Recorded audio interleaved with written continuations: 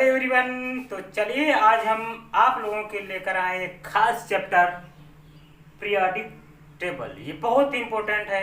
हर बार UP board में इससे question उठाए जाते हैं, चाहे वो कॉम्पिटिटिव लेवल हो, चाहे एनसीईआरटी साइंस हो, चाहे कोई भी साइंस हो, चाहे कंपटीशन हो, चाहे यूपी बोर्ड हो, आईएससी बोर्ड हो, सीबीएसई बोर्ड हो, कोई भी बोर्ड हो, हर बार इस चैप्टर से सवाल पूछा जाता है 2 नंबर से 4 नंबर का। तो आइए हम लोग इस चैप्टर को बहुत ही धीरे धीरे पढ़ते हैं। सबसे पहले पीरियोडिक टेबल बना कैसे, इसमें किनका योगदान था, कौन कौन इसको बनाने में सफल रहे, कौन लोग असफल हो गए। बहुत सारे वैज्ञानिक आए और इसको बनाने में बनाते गए। कुछ समय बाद उन लोग को प्रॉपर्टीज उनकी उसमें जब समानता नहीं मिली तो उनमें असफलता का कारण मिला।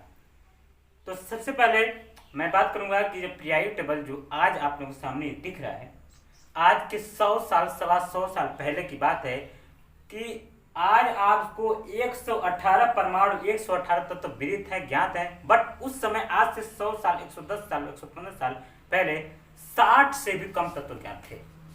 60, मात्र 60 तत्व, इससे भी कम तत्व ज्ञात थे।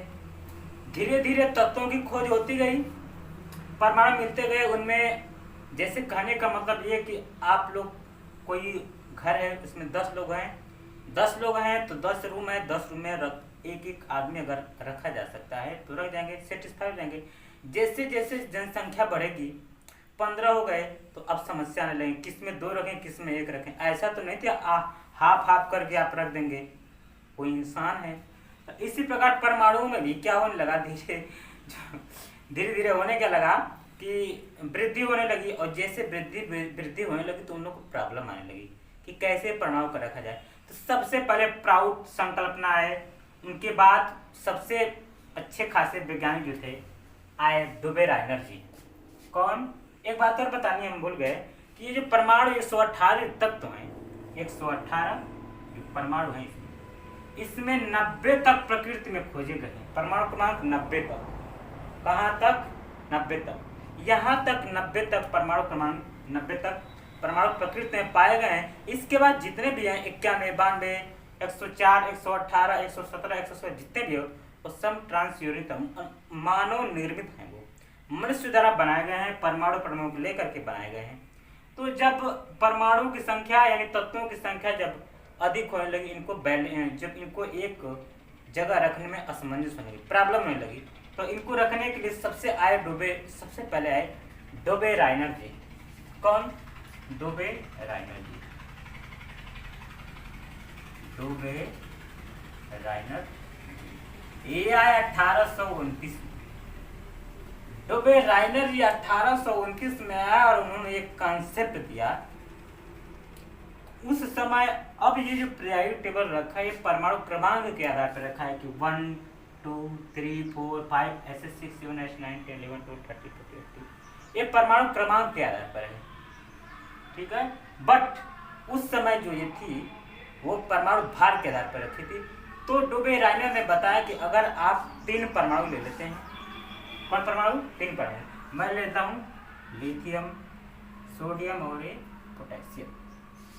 उन्होंने ये बताया कि आप 3 परमाणु ले लेते हैं परमाणु भार के अनुसार। इसका परमाणु भार होता है 7, इसका होता है 23, इसका होता है 39। कितना होता है, 39, ठीक है।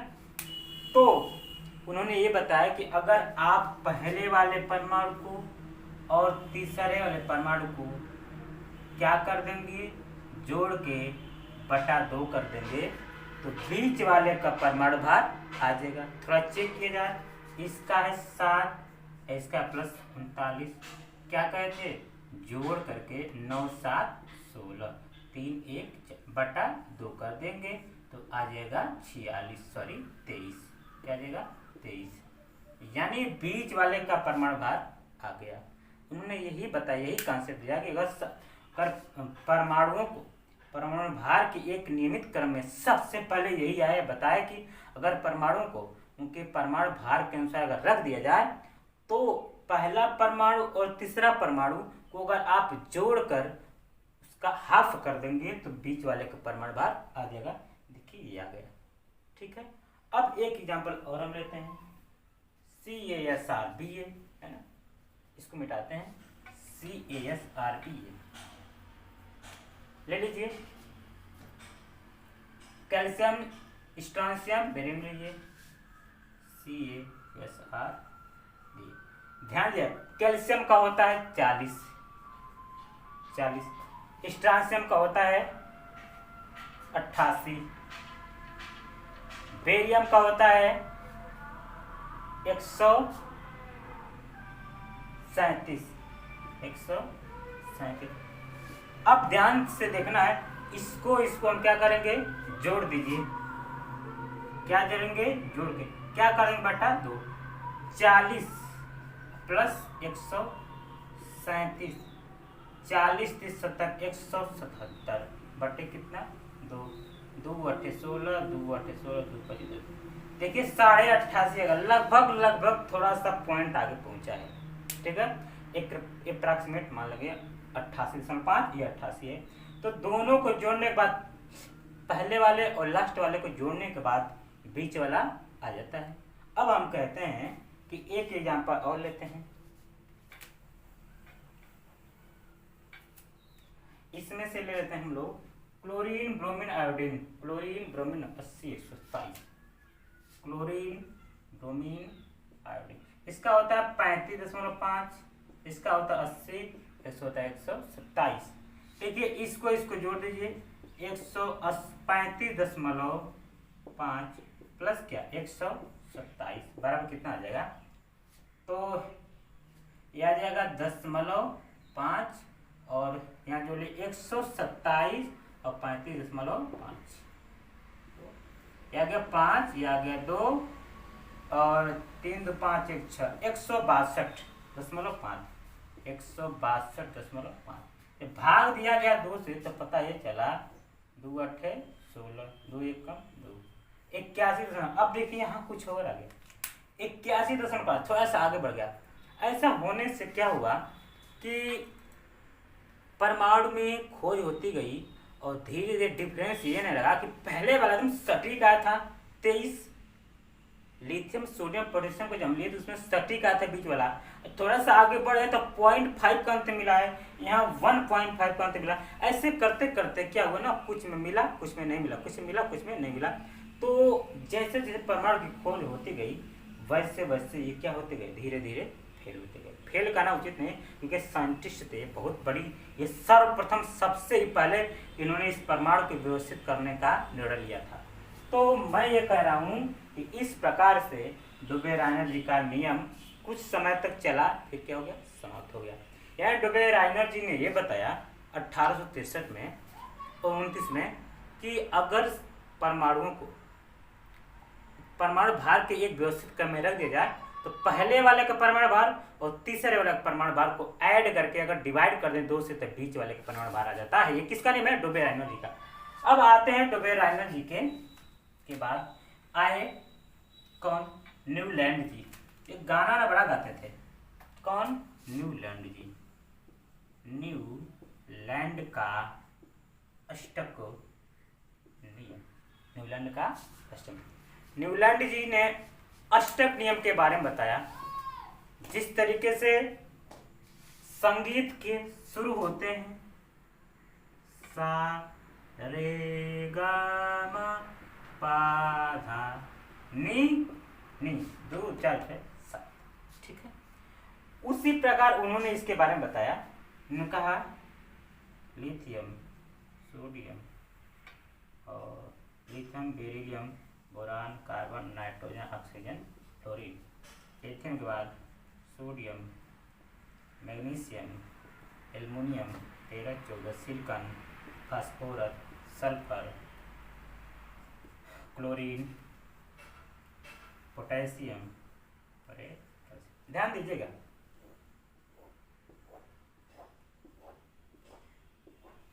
जब ये न्यूलैंड जी अपना नियम बनाए तो उन समय इनका नियम बड़ा फिट रहा, बहुत ही अच्छे तरीके से चला।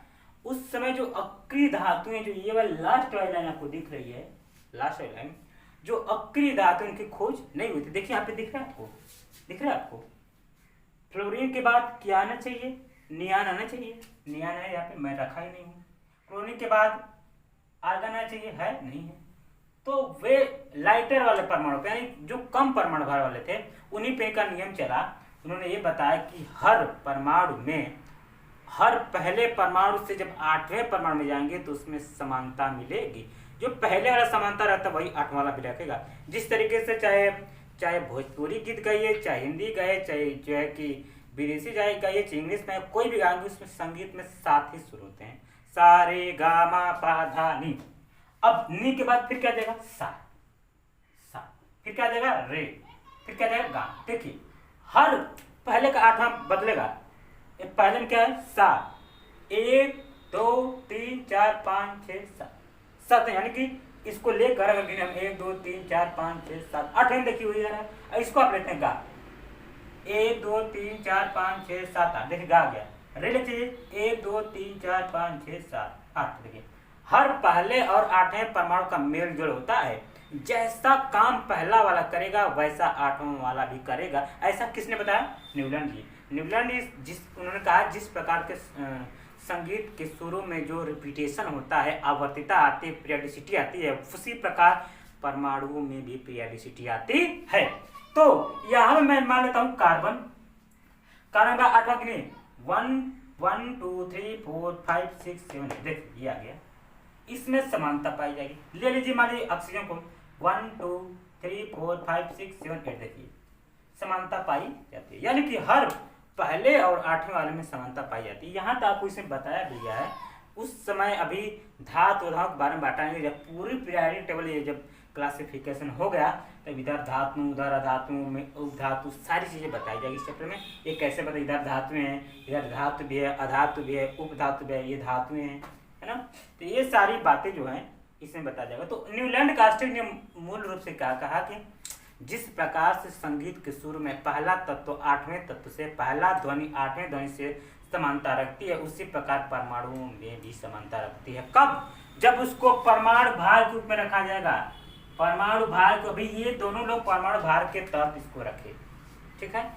तो इनका वही नियम है। तो हर पहला परमाणु 8वें परमाणु से क्या रहता है? समानता रखता है। इसको नोट कर लीजिए। चलिए आगे। और ये जो नियम बनाए ये सन 1863 ईस्वी बनाए, ठीक है। चलिए आगे।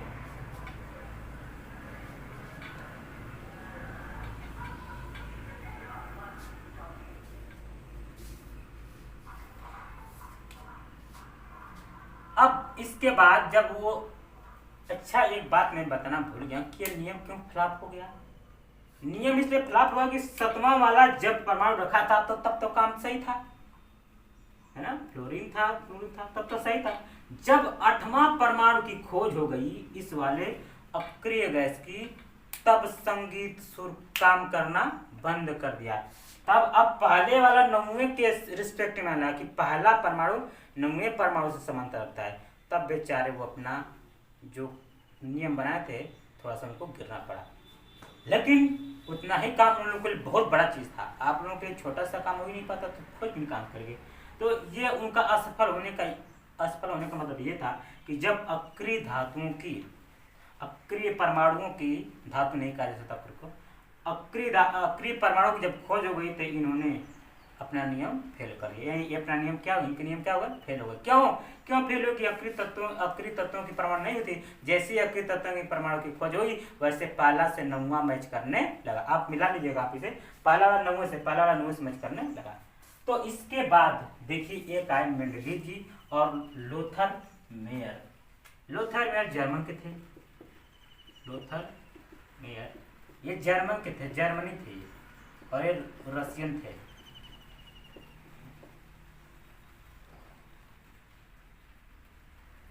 मेंडलीव जी,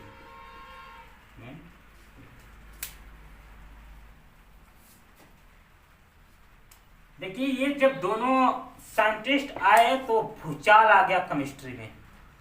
केमिस्ट्री के पीरियड में बहुत बड़ा भूचाल लग गया कि इन्होंने क्या करने वाला है, बहुत बड़ी चीज। इन्होंने तो एक नई जिंदगी दे दी इस पीरियडिक टेबल को। देखिए ये दोनों साथी थे, नहीं दोस्त नहीं थे, बट दोनों ने एक ही समय पर इस परमाणु पर काम करना शुरू कर दिया। क्या काम करना शुरू कर दिया? और लगभग दोनों के मैच खाने लगे। तो अंतर ये मिला, पब्लिश ये हो गए, हाईलाइट में मेंडलीव जी आ गए और लोथर मेयर जी फ्लॉप हो गए। हालांकि काम उनसे कम इन्होंने नहीं किया, इन्होंने भी किया लेकिन दूसरे तरीके से किया। इन्होंने एक साड़ी के रूप में दिया और ये एक वक्र के रूप में खींचा। तो मैं थोड़ी सी बात कर लेता हूँ किसकी, लोथर मेयर की। लोथर मेयर परमाणु भार और ये आयतन के रूप में एक वक्र खींचा, एक वक्र खींचा, ठीक है, एक वक्र खींचा।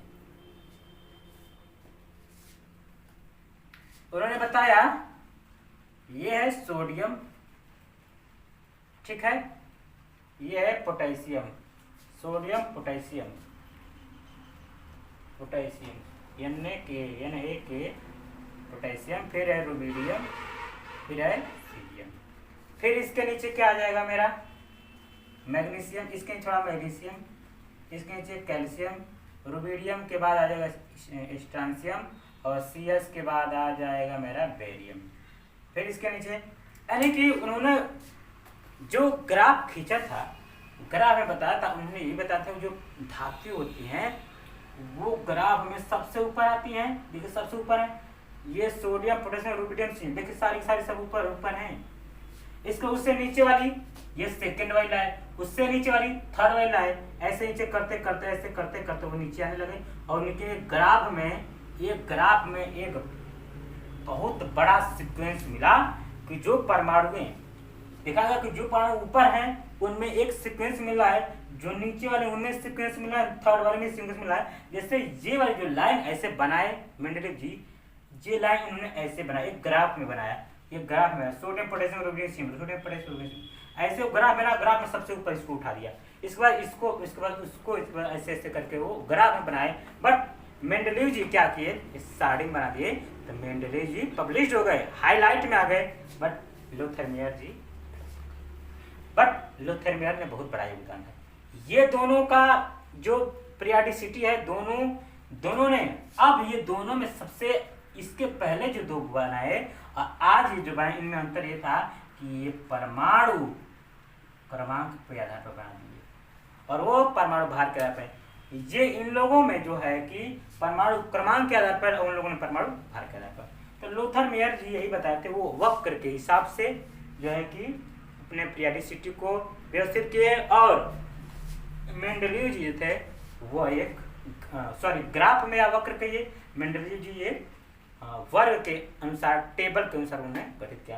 तो हम लोग अब थोड़ा सा अब पढ़ने के बारे में पढ़ने की कोशिश करेंगे मेंडलीव जी के। लोथर मेयर जी खत्म हो गए, अब हम लोग पढ़ेंगे मेंडलीव, ठीक है। आज के लिए बस नहीं, थैंक यू।